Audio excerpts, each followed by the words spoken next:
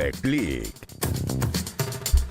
Bien, el 73% de las personas en Chile nunca o casi nunca ha tenido malas experiencias con migrantes. Esto es parte de lo que reveló la nueva encuesta nacional Bicentenario de la Universidad Católica, donde además se dio cuenta sobre distintas percepciones de las personas respecto a temas como la inmigración, el rol del Estado y las preocupaciones sobre nuestra sociedad actual. El estudio fue realizado entre el 21 de agosto y el 24 de octubre de este año en distintos hogares del país con una participación total de 1.638 encuestados mayores de 18 años. En aspectos sociales, las expectativas de eliminar la pobreza o reducir la desigualdad de ingresos mostraron una mejora en comparación a ediciones anteriores.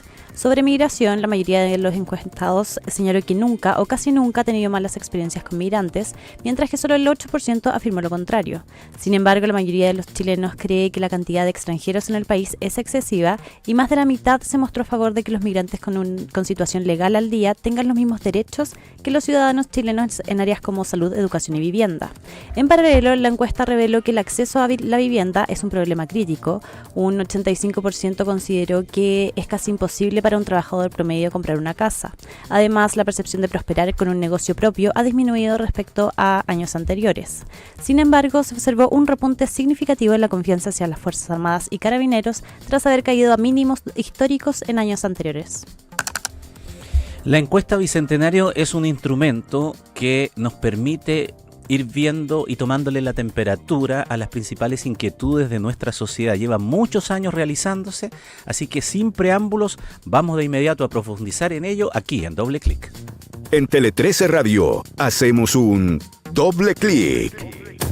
Ignacio Irarrázaval, director del Centro de Políticas Públicas de la Universidad Católica y a cargo de la encuesta Bicentenario, nos visita esta mañana de día lunes aquí en los estudios de Doble Clic. Bienvenido, Ignacio. Gracias. Muchas gracias, Ramón. Encantado de estar esta mañana. Lo primero, para colocar el contexto y siempre recordarlo, ¿por qué es tan importante, lo digo yo, la encuesta Bicentenario, esta radiografía que se hace y que permite hacer una comparación en el tiempo? Buena pregunta. La encuesta Bicentenario se inventó, la creamos a los albores del Bicentenario y ahí había una motivación bien importante de un libro bien importante de Enrique McKeever que decía cómo era el centenario de Chile. Y discutiendo en la universidad con el equipo de lo que fue la encuesta Bicentenario decíamos que estupendo hubiese sido que don Enrique McKeever hubiese tenido datos para graficar mejor, porque él señala como hechos del centenario. Qué interesante hubiese sido que don Enrique hubiese tenido datos para ver cómo va cambiando la sociedad desde el centenario al bicentenario, y ahí se creó la encuesta Bicentenario. ¿Cómo ha sido modificada en el tiempo? La encuesta Bicentenario yo diría que no ha tenido grandes modificaciones en el tiempo. Es de las pocas encuestas junto a la encuesta del Centro de Estudios Públicos que es una encuesta presencial, cara a cara, que cubre todo el país. Por supuesto no se encuentran todas las comunas del país, pero es representativa de toda la realidad del país. Y básicamente tiene módulos que siempre preguntamos sobre familia, sobre religión, sobre sociedad y sobre identidad. Así que yo diría que en lo grueso no ha tenido grandes cambios. Sí, cada año hay énfasis. Por ejemplo, este año, lo que tú anunciabas, tenemos un módulo de justicia, porque es un tema que nos preocupa bastante. El tema migración ya está instalado hace varios años. Yo diría que en lo general hay, yo diría de la encuesta, todos los años debe haber 2/3 de las preguntas que se repiten, y yo creo que es muy interesante porque nos permite la perspectiva en el tiempo de qué está pasando con la cultura chilena. Muy interesante, un instrumento para tomarle el pulso, como dices tú, Ignacio, a nuestra sociedad, y especialmente cuando pasan situaciones que nos remecen, ¿no?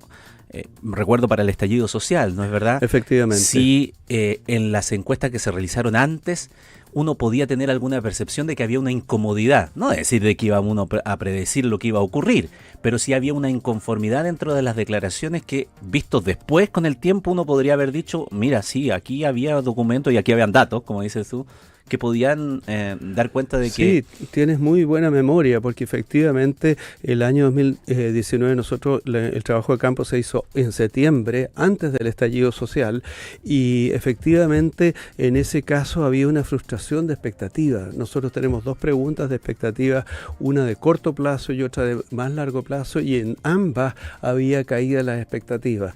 Y nos pasó, tengo que decirlo hoy día humildemente, que nosotros estábamos preparando la la encuesta para la COP25 y venía un módulo especial de medio ambiente y yo estaba centrado en el análisis de los datos de medio ambiente, cuando de repente todos nos sorprendimos con un estallido social y yo no había leído, no había analizado suficientemente esas caídas, las expectativas, y post estallido empezamos a ver, aquí hay caídas estadísticamente significativas. No sé si hubiéramos podido predecir el estallido, pero claramente que nos dio una explicación posteriormente. Es interesante eso, porque revisando así, y entremos ya en los detalles de la encuesta de este año, primero en términos más generales, luego para ir a cosas específicas, pero en lo que dice relación con una situación de ambiente social en general. Hoy día tenemos más o se percibe más o menos conflictividad que en años anteriores. No, yo diría que la encuesta trae un par de buenas noticias. En términos de conflictividad social, yo diría que está estancada el crecimiento de la conflictividad social y en varios ámbitos ha disminuido la conflictividad social. Así que yo creo que eso es una noticia positiva. Sí están estancadas la conflictividad social en un par de espacios que tiene que ver con la conflictividad política entre gobierno y oposición, entre derecha y izquierda. Pero las otras conflictividades entre los mapuches y el Estado chileno, entre ricos y pobres, todas esas conflictividades han ido disminuyendo en el tiempo y particularmente entre el año 2023 y el 2024. Así que yo diría que esa es una buena noticia para el país. Evidentemente que a uno no le gustaría también ver conflictividad política, que está y la vemos todos los días, pero en las otras formas de medir conflictividad vemos tendencias a la baja. Es interesante eso porque de pronto, claro, uno tiene que tener los datos para ir interpretando y aterrizándolo, y cada uno, como digo yo, el que le quede el poncho grande que se lo coloque, que se lo saque, pero si la gente percibe más una odiosidad entre gobierno y oposición, una polarización allí y otros conflictos sociales que tienden como a estancarse al menos en esa conflictividad o a mejorar, es un llamado de atención entonces a la clase política. Efectivamente. Y esto es algo que lo hemos visto no solo a través de Bicentenario. Nosotros hemos estado en esta iniciativa Tenemos que hablar de Chile y pensamos fuertemente que la polarización es un tema fuerte de élite. Nosotros vemos en la prensa, vemos en los medios cómo la élite política se conflictúa, pero la ciudadanía, lo hemos visto, quiere conversar, quiere dialogar, e incluso hay gente que piensa distinto puede dialogar. Eso es lo que vimos en Tenemos que hablar de Chile, y la encuesta Bicentenario refleja eso, una caída en la conflictividad social. Así que yo creo que eso es un vaso medio lleno, y hay que verlo en positivo.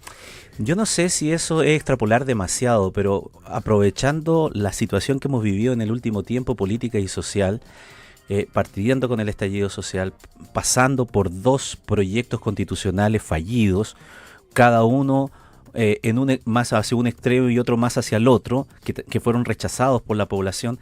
Este indicador que dice, ojo, la mayor conflictividad la vemos entre gobierno y oposición, o sea, el mundo político, es como un llamado, podría ser, o es mucho aventurarse, un llamado de atención precisamente a la clase política, señalando, busquen, como se ha dicho, busquen acuerdo, la gente está cansada, ya experimentamos por aquí y por allá, nos tenemos que ir por este lado. Más que estar polarizando la claro situación. Que sí, yo lo interpreto así. Y por otro lado, la confianza ciudadana en las instituciones políticas está bajísima, que es otra de las preguntas que nosotros hemos seguido en el tiempo. Entonces, el riesgo, bueno, tenemos hoy afortunadamente, creo yo, voto obligatorio, ¿te fijas? Pero si fuera voto voluntario, probablemente cada vez seguiría cayendo la participación ciudadana en las votaciones, ¿te fijas? Entonces, hay que recuperar la confianza en las instituciones políticas, y eso, ojalá que el mundo político pudiera conjugar ambas cosas, esta percepción de conflictividad y por otro lado la percepción de la baja confianza que hay en las instituciones políticas, que son muy importantes para el país. Una de las noticias del día, de hecho hoy día lo están transmitiendo en vivo incluso los canales de televisión, es un proceso de enrolamiento que se ha dado con los inmigrantes hoy día en el barrio Meis, que está siendo bastante caótico. Lo digo solamente como una excusa para hablar del tema de la inmigración, que ustedes también lo consultan harto. ¿Cuáles son las principales conclusiones? Allí, por ejemplo, ya que estábamos hablando de la conflictividad, ¿ha bajado esa percepción de conflictividad con el inmigrante?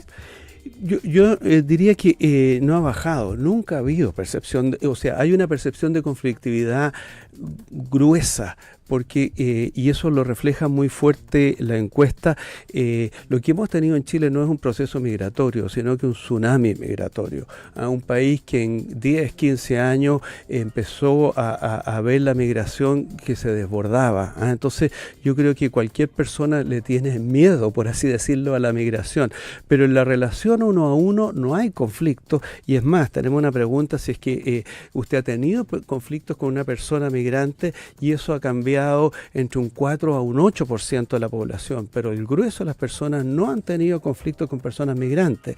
Entonces también ahí hay que tener cuidado, o sea, la ciudadanía le tiene temor a este tsunami como uno le tendría un temor a cualquier tsunami social que venga, de cualquier, si todo el mundo se pusiera a cantar y el canto fuese, en fin, puede ser algo positivo, pero de repente uno se podría asustar de tanta gente que canta. No sé si salió muy buena ese ejemplo, pero en fin, pero lo que te quiero decir es que aquí hemos tenido un fenómeno excesivo, intempestivo de la migración, pero en el uno a uno no hay temor, y tenemos otros parámetros también que nosotros preguntamos por el temor a perder el trabajo, por competencia con un migrante, y eso está estancado. También tenemos otra pregunta sobre el acceso a los servicios sociales de los migrantes, y ahí tiene una calificación de los migrantes que cumplen con todo el proceso legal, y tampoco eso ha aumentado. O sea, no hay un celo, si tú quieres, o sea, hay un celo, pero no se ha incrementado en el tiempo, que es el tema del acceso a los servicios sociales en los procesos migratorios europeos, es lo que produce mayor conflictividad, y eso está estancado en nuestro país. Entonces yo te diría que hay que ir con cuidado. Yo en lo personal creo que nuestro país necesita migrantes. Vamos a ver después otros datos de la encuesta Bicentenario. La natalidad es muy baja en nuestro país, necesitamos migrantes, pero claro, ante este tsunami la gente se asusta y empieza a ver cosas que no existen, pero en el uno a uno, si tú le preguntas, ¿usted ha tenido conflictos con migrantes? No los ha tenido. Bien interesante aquello, cuando se baja a lo personal, ¿no? A la experiencia, al dato concreto, más que a la percepción. Por eso que también cuando uno habla de delincuencia, me estoy pasando a otra cosa, pero cuando uno habla de la percepción también, y distinto es cuando se le pregunta a la persona si uno ha tenido o algún cercano algún hecho violento, robo. Ese dato es muy preciso, porque eso no es cuestión de que me contaron, lo vi en la tele, me pasó. Exacto. Y en este caso nosotros estamos preguntando otras cosas. ¿Usted conoce a personas migrantes, tiene familiares, tiene amigos, los ve en el trabajo? Y en todo eso la respuesta mayoritaria es que no ha habido problema. Y como te digo, los que reportan problemas es un segmento muy chico. Hay que tener cuidado, sí, yo diría que esta tendencia no cambie. Hay una pequeña inflexión, pero de 4 a 8% de personas que han tenido problemas con los migrantes, de 4 a 8%, sigue siendo en el margen, pero hay que estar alerta que esa tendencia no se deteriore. Pero yo te diría, al igual como tú afirmabas, que en general la población tiene una actitud receptiva a los migrantes, solo que ha sido un tsunami. Entonces reaccionar contra un tsunami es muy difícil. Y las expectativas que se tienen desde el punto de vista del desarrollo del país, la expectativa económica, ¿están estancadas? Ahí tenemos una doble mirada, y yo te diría que es bien particular lo que pasó este año, y espero que lo estemos interpretando bien. Hay una expectativa positiva de lo que nosotros llamamos expectativas de largo plazo. Tenemos una pregunta ¿qué esperaría usted de aquí a 10 años? Que se elimine la pobreza, que se mejore la desigualdad de ingresos, y esas tienen cambios estadísticamente significativos positivos. Pero también tenemos una pregunta de corto plazo: ¿cuál es la probabilidad o chance, por ejemplo, de que hoy una persona obtenga una vivienda, que una persona de clase media pueda mantenerse en esas condiciones? Esas expectativas van a la baja, y nuestra preocupación es que en estas de corto plazo casi todas las expectativas referidas a la clase media van a la baja, y dentro de las respuestas las personas del estrato socioeconómico medio también también van a la baja. Entonces ahí hay una señal de alerta. ¿Qué está pasando con la clase media? El estrato alto, el estrato socioeconómico alto tiene mayores expectativas tanto de largo plazo como de corto plazo, pero el estrato socioeconómico medio está más aprensivo, más cuidadoso con mirarlas, y en algunos casos mira con mayor negatividad las expectativas tanto de corto como las de mediano plazo. Entonces ahí hay una señal de alerta que preocuparse. ¿Qué está pasando con la clase media? En un contexto tú te acordarás que el Banco Mundial ha hecho varios estudios sobre nuestro país y Chile ha sido destacado dentro de Latinoamérica como uno de los países de mayor clase media, de mayor movilidad hacia la clase media. Yo diría que es uno de los patrimonios que hemos ido adquiriendo en las últimas décadas. Entonces hay que cuidar qué está pasando ahí con la clase media. Es interesante eso porque yo siempre lo he visto, y es una opinión más personal, ¿no? Como un cumplimiento de las expectativas, porque si bien antes nuestras expectativas eran bajas porque había menos acceso a la educación, no hablemos de si se paga o no se paga, cuánto se paga, si es muy caro, dejando al lado aquello, no habían realmente posibilidades, o sea, era un sueño, no sé, para mis papás o para mi abuelo llegar a la educación universitaria seguramente, y los que nos escuchan, era una quimera. Hoy día no lo es así porque hay mucho más canales, hay mucha más oferta, y realmente se puede. La pregunta es si después de acceder a aquello cumple mi expectativa, y por lo tanto si ese trabajo que luego que me saco la mugre, o se sacan la mugre, son deudas mis padres para educarme, después me mejora la calidad de vida, claro. O si quedo allí pendiendo de un hilo porque una enfermedad me va a transformar, va a hacer bajar incluso hasta la línea de la pobreza. O sea, la vulnerabilidad en ese sentido, en el espacio de poder mantener mi expectativa, mejorar mi calidad de vida, o por una circunstancia X caer, es muy, como que está muy presente en la clase media. No, tú das en el clavo, la palabra es vulnerabilidad, o sea, nosotros ocupamos vulnerable hoy día como para sinónimo de pobreza. Exacto. Pero la clase media es vulnerable porque ha conquistado muchas cosas con su esfuerzo, y claro, y ese esfuerzo depende fuertemente por condiciones de mercado, porque suban los salarios, porque tenga empleo, etcétera, y la clase media no accede tanto a los beneficios de la red social del Estado, ¿te fijas? Entonces es vulnerable, efectivamente, está un poquito más arriba de la pobreza, pero claro, para llegar al estrato socioeconómico alto todavía le falta bastante. Entonces, el riesgo lo están percibiendo todos los días.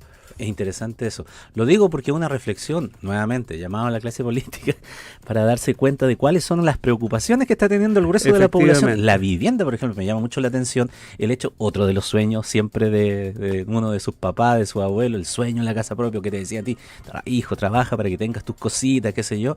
La casa propia hoy día está difícil, está complicado. Está muy difícil, particularmente para la clase media, te fijas, porque el estrato socioeconómico bajo, hay acceso a vivienda social. Y por último, obviamente que no es ninguna política, hay acceso ilegal a la vivienda a través de tomas, etcétera, que no es para nada una política pública, no es recomendable, pero hay una pseudo solución.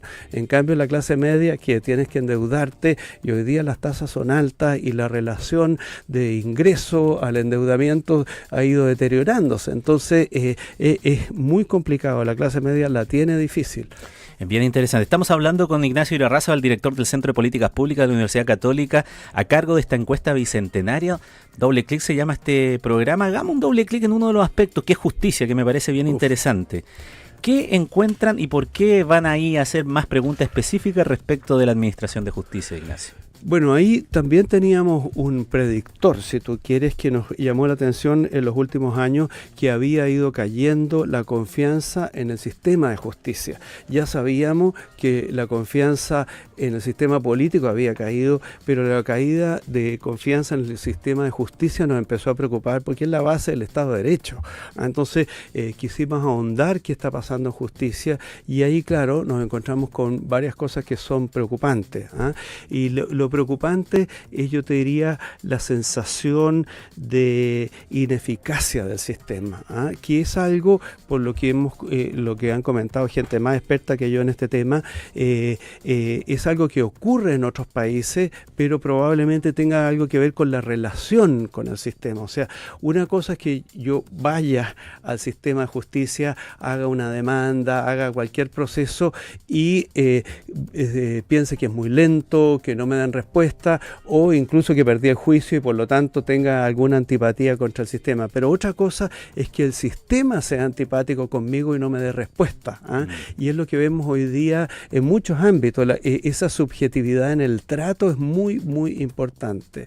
3 de cada 4 personas asegura que el contacto con el sistema por una denuncia le sirvió de poco o nada. Eso es muy elevado. Eso es bastante elevado. Ahora, por lo que yo he aprendido de colegas de la universidad, aparentemente eso ocurre en otros países del mundo, pero hay una disconformidad con el sistema como un todo, y yo te diría, más que eso también me preocupa la poca confianza en el sistema. Tenemos otra pregunta que es bien importante, que tiene que ver con si es que los tribunales están fallando de acuerdo a la ley, y eso, el nivel de acuerdo es relativamente bajo. Entonces, no es solo que en mi caso, que es la pregunta que tú rescatabas, no solo que en mi caso no me sirvió, sino que también como mirada general yo desconfío del sistema de justicia, y ahí tenemos un problema importante. Muy interesante esa pregunta, porque son varios conceptos, ¿no? Los jueces defienden a los derechos de la gente, muy en desacuerdo el 45%. Los jueces actúan según lo que manda la ley, muy en desacuerdo 41%. Los jueces se portan de un modo con los ricos y de otro con los pobres, muy en desacuerdo 10%, ni una ni otra 9%, muy de acuerdo el 80%. ¿El 80% cree que hay una justicia para ricos y otra para pobres?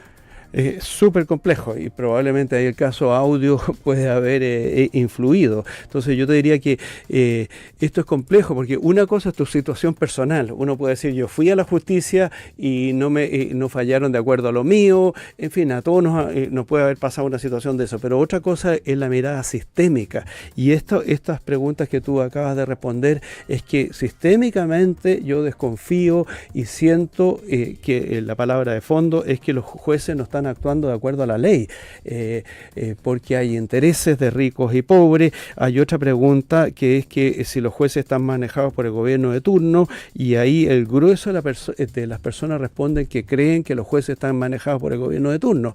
Entonces, en el fondo es una desconfianza transversal de distintos parámetros sobre el sistema de justicia. Es súper interesante, porque esa última pregunta uno necesariamente lo choca con la actualidad y discusiones que están en el momento, y siempre a mí me gusta ver la parte más llena del vaso que la vacía. Por supuesto, me parece muy bien. Como un desafío más que como un problema que no podamos resolver. Entonces hoy día está en discusión cómo el sistema de nominación de jueces, cómo lo hacemos más transparente, cómo aseguramos aquello que el mundo de la política no incida necesariamente o de manera negativa en esas designaciones. Bueno, aquí hay un insumo. La gente lo está viendo como complicado. Pues. Claro, y todas las derivadas del caso Audio hoy día ha bajado en términos de prensa, la presión sobre eso, el caso Audio, el caso Vivanco, etcétera, etcétera. Pero recuérdate, yo creo que a propósito del Consejo Constitucional, ¿sí? Ahí hubo una propuesta bien interesante sobre la forma de cómo se debía renovar el sistema